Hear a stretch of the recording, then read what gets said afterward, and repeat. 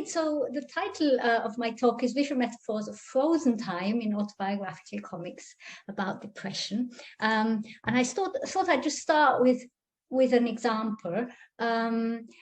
So depression is quite a common mood disorder, and it involves a range of related symptoms, including feelings of sadness, worthlessness, disturbances in sleep patterns and appetite and cognitive functioning and so on. But there's another symptom that also seems to be very common, but that is often that's not discussed as much, which is a sense of time passing more slowly, and also of being out of sync with other people. When people talk about their depression experience, they seem to very often they use metaphors. It seems to be something that's very hard to express without using metaphors in a way. But when people talk about it or write about it, they tend to, the metaphors that are most commonly used are metaphors of darkness, of descent, of carrying a heavy burden, for instance. Sometimes people also do talk about being stuck in a hole or in a trap, and so in this case, for example, where the verbal narration actually says, I find myself in what I call my emotional black hole. So I think that's also quite a common way for people to talk, but generally. So metaphor scholars, when they interpret this, they tend to not to see it as being an expression of people's time experience, but rather, again, an expression of people's sense of isolation and despondency, perhaps, rather than about time. So what's interesting about the books I'm looking at is that so many of them do very explicitly talk about this or express this sense of time moving slowly in depression or freezing completely. So here, she goes on then to say, very little can penetrate when I'm there. I just have to wait. And then she has this visual metaphor of her sort of lowering this fob watch into her mouth. So I talk about it in a little more detail in a minute. But first, I just wanted to show you. So these are the books I'm going to be talking about. So autobiographical comics in general, there's been a real boom of this genre in the recent, maybe in the last, well, this sort of started in the early 1970s, but more recently in the last 10, 15 years, there've been really tons of these books published. And also among them, quite a lot about mental illness and depression in particular, and especially in the English-speaking world. So the books, so this is just a selection really. And some of the books I'll be talking about, so Wired Up Wrong and Depresso are both by British authors. Just Peachy and How I Made It to 18 and My Depression, of American authors. The Scarlet is by a Canadian writer, and Eyes to Dry is co-written by 2 Australian women. Almost all of them, apart from Depresso, are written by female authors, artists, which I think also, does reflect the fact that depression tends to be a bit more common among women, but also that women seem to be a little bit more prepared to talk about it. I don't know. So it kind of reflects the general pattern, I think, among these books. When we talk about time perception, one of the distinctions that's very often made in the literature is between clock time and what's sometimes called subjective time or lived time. There are different terms for this, but it's basically the idea that clock time, through timepieces, we have a way of measuring time and sharing it as something that's regular, that's measurable, that's clearly defined and objective in a way. But of course, the way we actually as individuals then experience time is very much dependent on how we're feeling in general, but also how we feel about a particular situation, how engaged we are, for example, and so on. So there is that distinction between the more objective clock time and the more subjective lived time. And Flaherty, for example, he discovered in his research that that we are most generally consciously aware of subjective time, most often in situations where we feel that time is dragging. So that's when we feel we're usually most consciously aware, and often in situations that are somehow unpleasant in some way. So it's often associated with a negative experience. With people with depression, there seems to be that this sense of a disjunction between clock time and subjective time is more permanent or more protracted. One of the ways that Fuchs talks about this is by distinguishing between implicit and explicit time. So implicit time is our sense of time when we are fully engaged in what we're doing, and when we're not consciously aware of time. So when we are so similarly to our perceptions more generally, so phenomenologists would say that when we're seeing, when we're hearing, we're not aware of our eyes doing the seeing and our ears doing the hearing, but we are focused on what it is we're seeing. And similarly with time, so when we are focused on what we're doing, what's happening, then time is kind of implicit in the background, and it becomes explicit when often when something goes a bit wrong. So in depression, Fuchs says that explicit time establishes a merciless rule. He says it's passing by, is noticed painfully, and the future of lived time seems closed forever. So there's a sense of not yet or not anymore, combined with a kind of negative feeling of some kind very often. And he also talks about many people, depressed people, having this sense of intersubjective desynchronization. So basically that they feel that their sense of time is out of sync with other people around them, with their social surroundings, so to speak. The other thing I think that's important in the context of this talk is the idea that when we talk and think about time, we generally very often use metaphors, and in particular we use space in order to understand time. And conceptual metaphor theorists would say that this is because we are better able to sort of grasp and understand experiences that are more physically, more embodied, than things that are more abstract. So space is something we interact with every day with our bodies. So we travel from one place to the next, for example, and we then experience a correlation with time. So we know from my experience that it takes a particular amount of time to travel from A to B, for instance.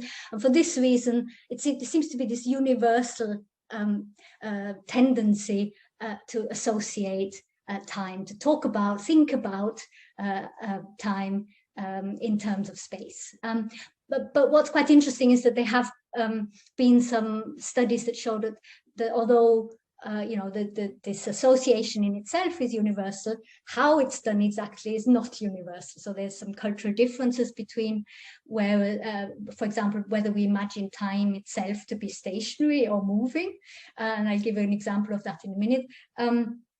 Whether it's curvilinear or linear, or sometimes circular, whether it's horizontal or vertically, and whether it moves from left to right, right to left, front to back, or back to front, for instance. Yeah. So one of the examples, so I put a picture here.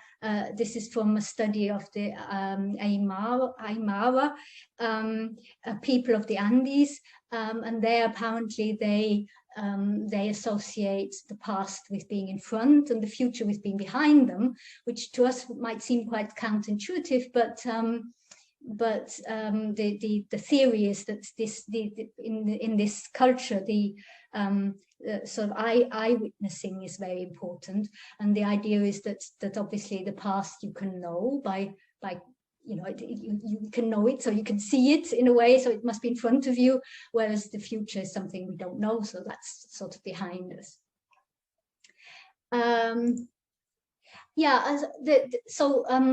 Stocker has also he says that in fact time and space are so closely linked in our cognitive system that it makes more sense to talk about space-time and to distinguish between object space-time and event space-time. So object space-time, when we, in order to sort of think, when the focus is more on spatial aspects, and event space-time when the focus is more on the sort of temporal aspects.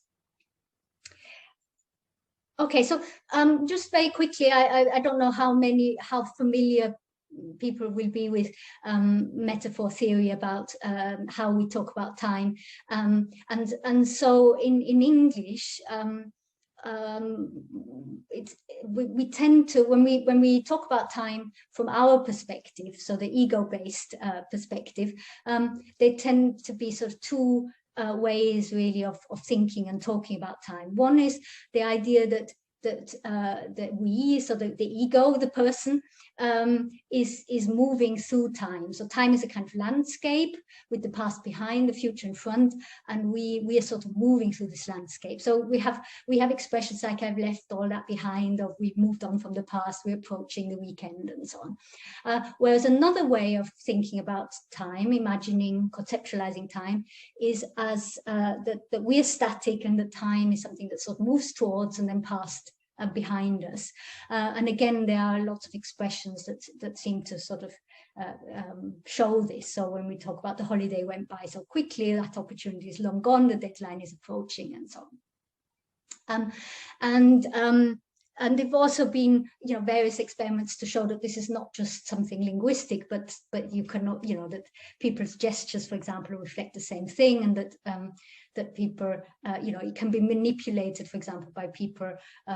If people are moving themselves, if they're on a train, for instance, that they tend to think more in terms of the ego moving metaphor, and if they're static, then with the time moving metaphor, and it's also associated with our emotions. So when we're looking forward to something, positive about something in the future, we tend to use ego moving metaphors more to conceptualize it and to talk about it. Whereas if we're frightened of something, then we tend to see more something coming towards us in a way. And there's another way that we conceptualize time in space, which is not reflected in language. So we don't say, yesterday is to the left of today or something, but it's very common in terms of how of the way we arrange things when we're reading and writing. But also, if you think of, for instance, in exhibitions, in galleries, or even when people put out chairs, for example, that's depending on our writing, in the writing direction in our culture, that we tend to associate things in the past in our culture with the left, and with the future with the right. Yeah. So and this is more about, so this is about ordering moments in time relative to each other, not so much in relation to ourselves. So this is not so much when we talk about what happened to us and what's ahead of us in the future, but when we are thinking or talking about chronological ordering of events, for instance. Yeah, and as I say, so that seem, again, and they've done lots of experiments that show that's very much dependent on the script direction in a culture. Yeah, so though in Israel, for example, or Arabic cultures where people read from right to left, the association is the other way around. Okay, so if we look at that then in relation to comics, so comics I think are very, very interesting medium because time and space are so closely linked. So this principle of space-time is reflected very clearly, I think, in comics.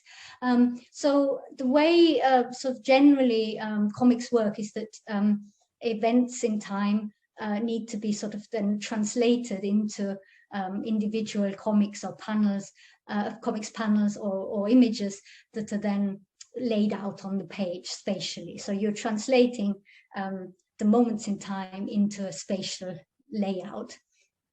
And in sort of generally in traditional comics,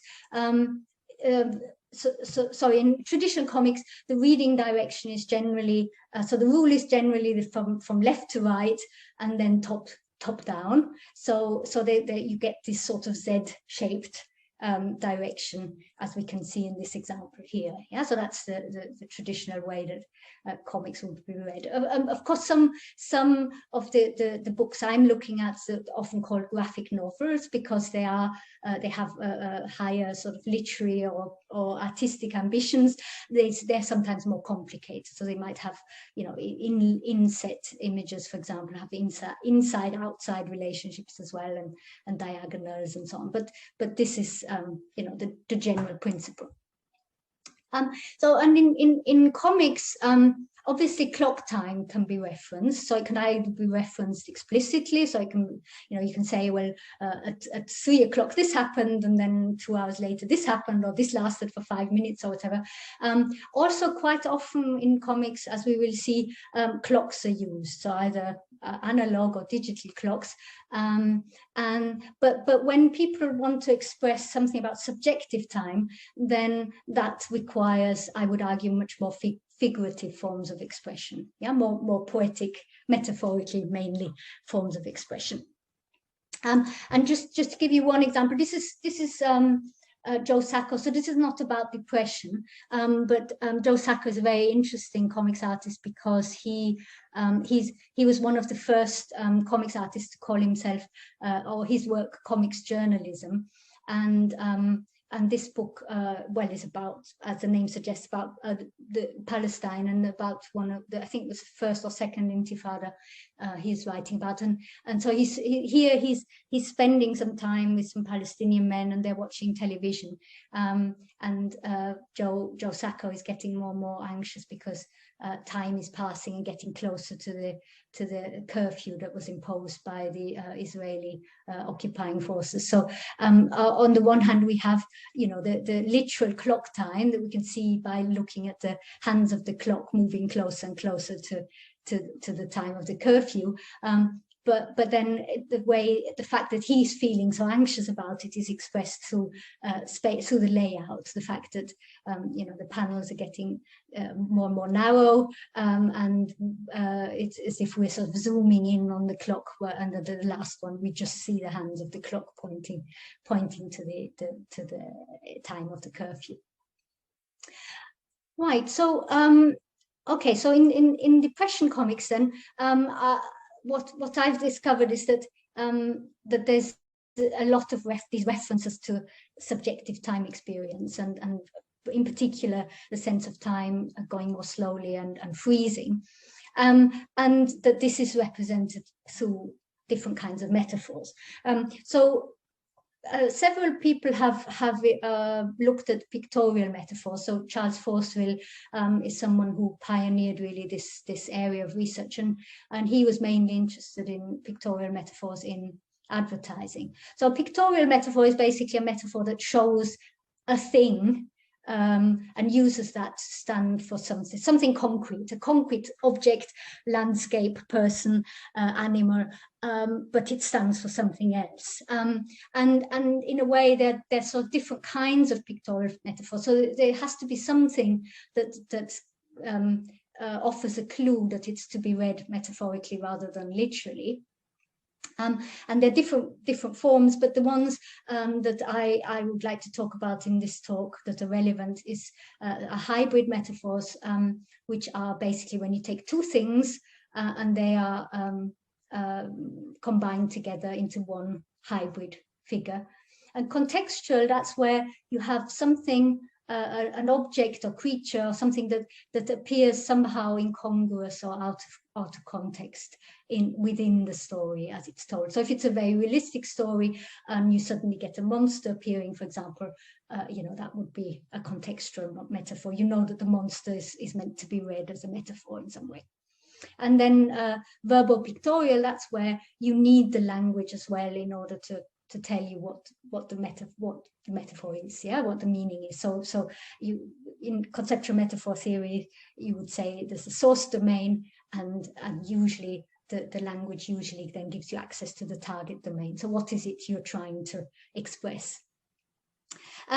But another type of visual metaphor that I've got particularly interested in when I was writing my book is this idea that you can use space as well to express metaphorical ideas. Yeah, so when you're using space in order to express something about emotions or about social relationships or about abstract concepts or values, then it is a metaphor. Yeah, so a very, very simple example would be the up and down. So the idea that because of gravity, we all, again, universally, it seems, yeah, we tend to associate things that are up with being healthy and happy and well and good and powerful, and things that are down with the opposites of that. And that's because, you know, we have to resist gravity, and when we're not feeling very well or very powerful, very strong,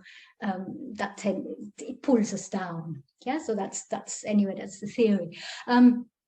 And what I've discovered is that the spatial metaphors can act on these different levels. So they can be diegetic in the sense that they can be part of the story world. So a character can be drawn as lying on the floor, for example. Yeah, so that in that sense it's down as a representation of being down, as a representation of being depressed, for example.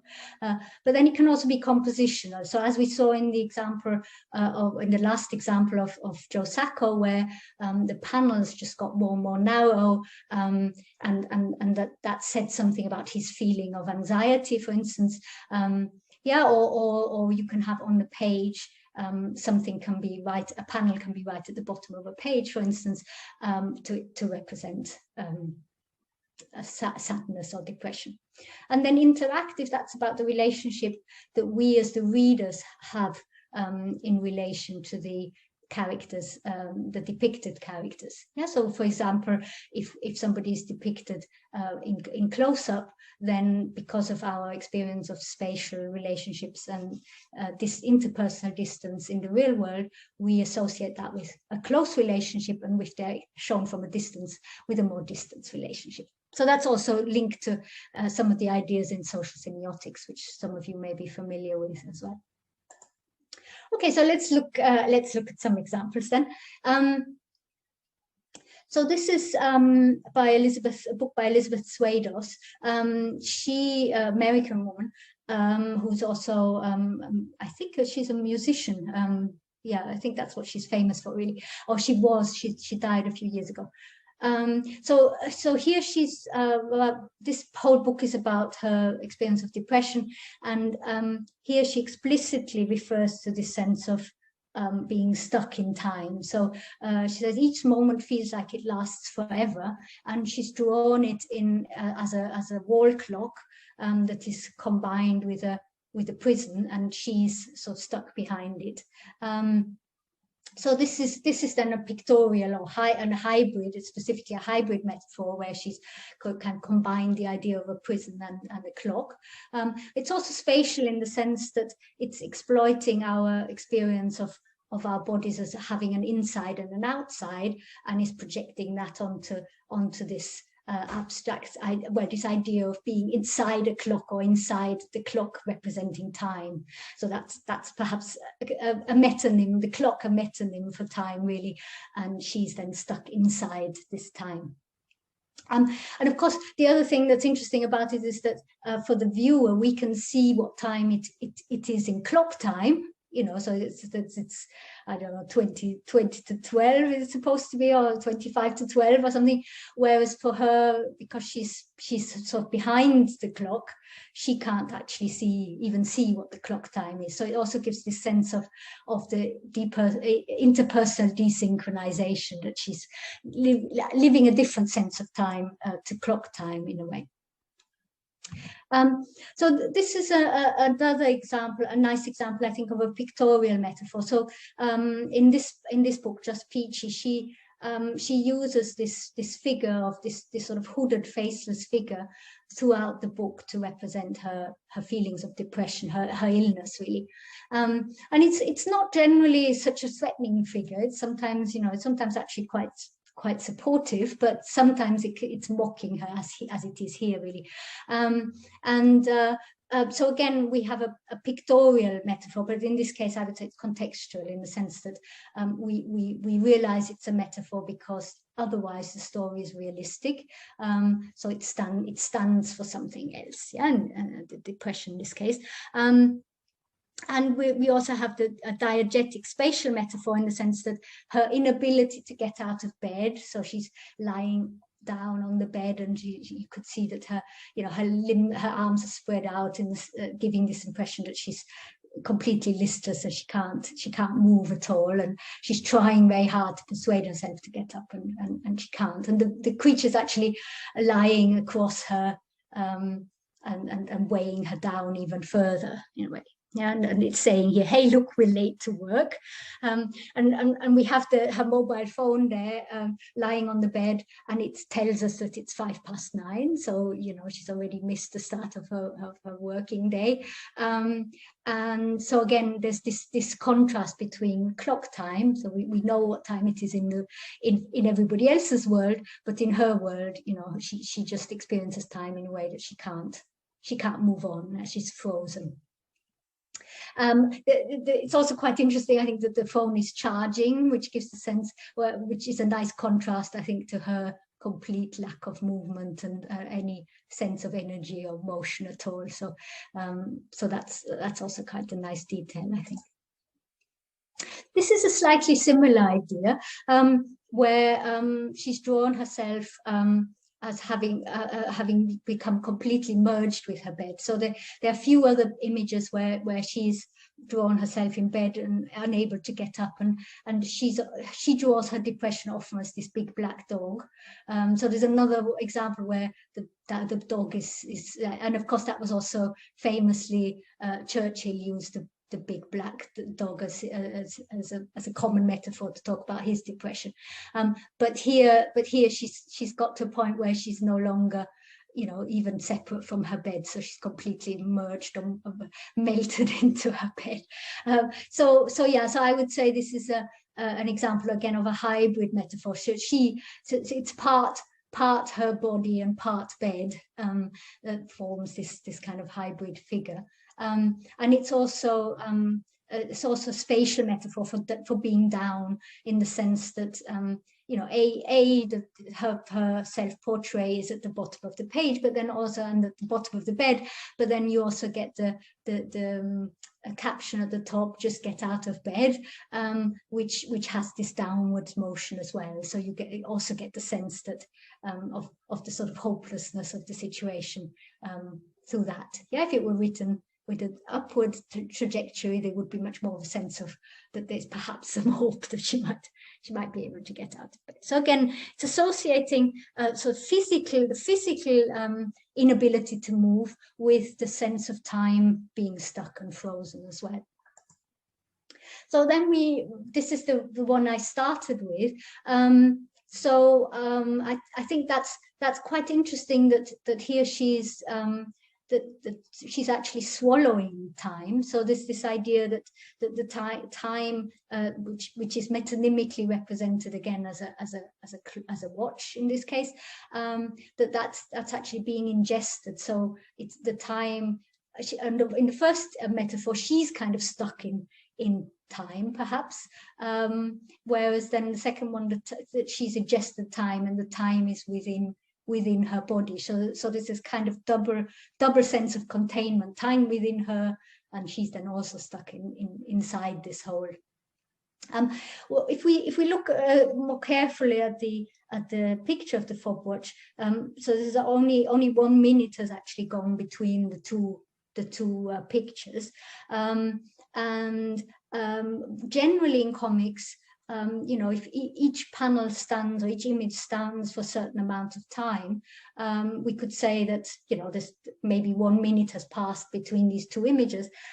But the other thing is that the two are not really very clearly separated. So there's just this very faint border between the two, a line between the two panels, and also it all has the same background. So this is the real sense, I think, of the different moments in time, becoming quite or merging into each other, and this gives this real sense of time as something amorphous that has lost its sort of clear the clear progression that we associate with clock time.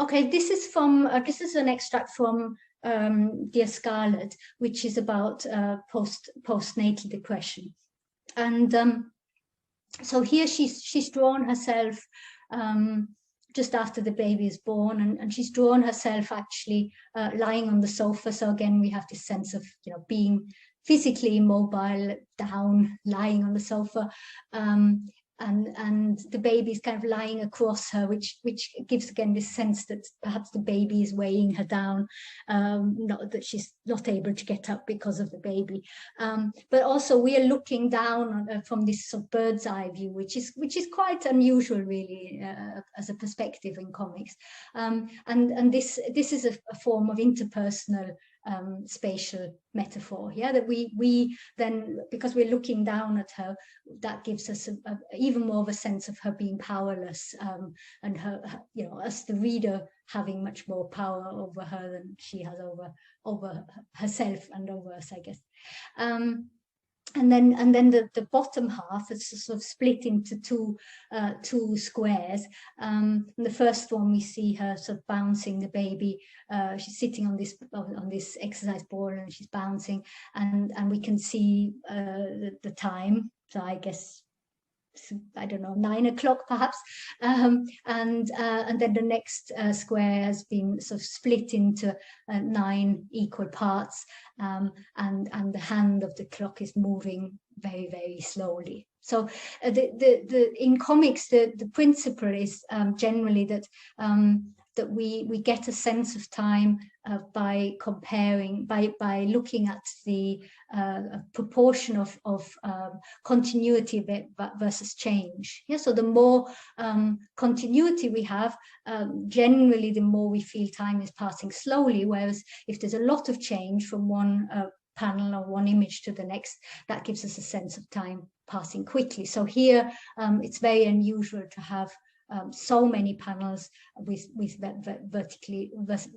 virtually no change at all. So this really gives a sense of time having, in her experience, having slowed down painfully slow pace. Right. So this one is how I made it to 18. So this describes a young woman who in her teenage years, really, she has this episode where she smashes a window for no apparent reason, and then she is admitted to this psychiatric hospital, and this double page spread it follows on from this incident. And so right at the top it says I felt better for a few moments. So that refers to the few moments after she's smashed the window, and then this double page spread then is again split into very equal panels, and we see her from behind, and she's half cut off, so we only see her legs, her lower half, and then in the right hand side of the panels there's her nurse who's been given the task of watching over her to make sure she doesn't self-harm again. And although they're supposed to be in the same room, they've been split into 2 panels. So that gives us a real sense, I think, of how distant she feels from the nurse. So there's no sense of them really connecting. And then even when the nurse asks her a question, her speech balloon has to sort of go over into the other panel, but it's again, it's not, there's no continuous line, so it's actually separated by the panel borders. And the other thing is that the autobiographical character doesn't move at all, so there's no change across all 6 panels at all, and the nurse only very, very slightly moves her head across these panels. So again, this creates this real sense of time moving painfully slowly. The other thing is that when panels are silent, that tends to remove a clear sense of time from them. So there's this sense of, silence is it could be associated, it could be 1 second or 1 minute or an hour, we don't really know. Whereas as soon as somebody speaks, there's a speech balloon that implies a certain duration, because we know how long it takes approximately for somebody to say something. So it's quite interesting here, I think, that when the nurse asks a question, there's always a silent beat in between, so we get the sense that it's really taking her a long time to reply. So I think this is quite interesting, because it's an example where you don't have any explicit pictorial metaphors at all, but the way it's laid out, the spatial aspects have metaphorical meanings, because they're telling us through space, they're telling us something about subjective time experience, I would argue, anyway. Okay, and so this is the final example I wanted to show you, which is, again, it doesn't contain any explicit pictorial metaphor. So he's describing a literal scene, an event that happened, which was this fox appearing and his cat getting quite upset, and he's sort of not reacting at all. So in that sense, it's not metaphorically in that explicit sense. But again, I would say that the spatial layout suggests something about his experience of time. So we see him again. He's sort of sitting on the porch, and he's in a very kind of awkward position. So he's got his hand up, which you kind of feel must get very painful after a while.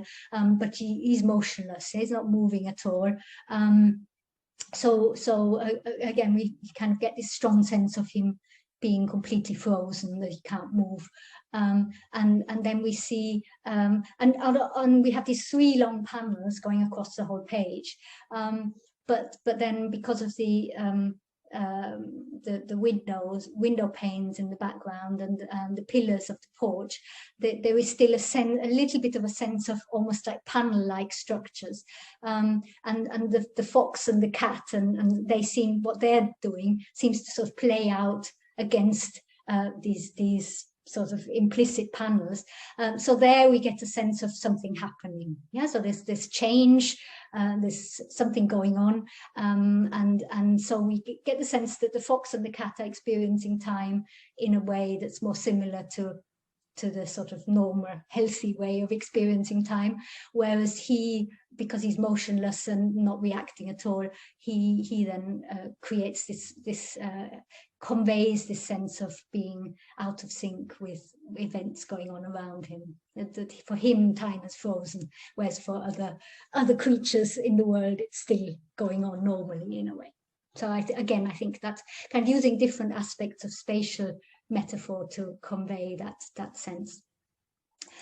So just to summarize then what I've been arguing, is that these graphic memoirs I've been looking at, they all use a combination of pictorial and or spatial metaphors to draw parallels between slow, inhibited or lack of movement and the subjective experience of protracted or frozen time, so the sense of time moving very slowly or freezing completely. And because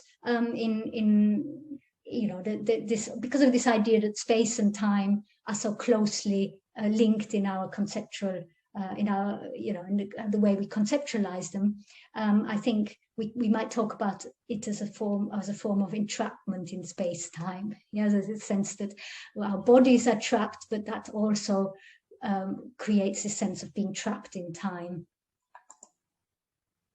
And so I think because comics do, as a medium, they do show very clearly how closely time and space are linked. I think they're particularly well suited to expressing this particular experience, this aspect of depression, which, as I mentioned in the beginning, doesn't seem to be talked about so much. And I think that's because you know, in language, it's perhaps a very complicated, more complicated to express this experience, whereas in the graphic memoirs, it seems to be a very common theme. So, so perhaps, you know, they can tell us something about they can reveal aspects of the depression experience that are maybe not obscured by other forms of communication, but that are not emphasized or yeah, not highlighted to the same degree.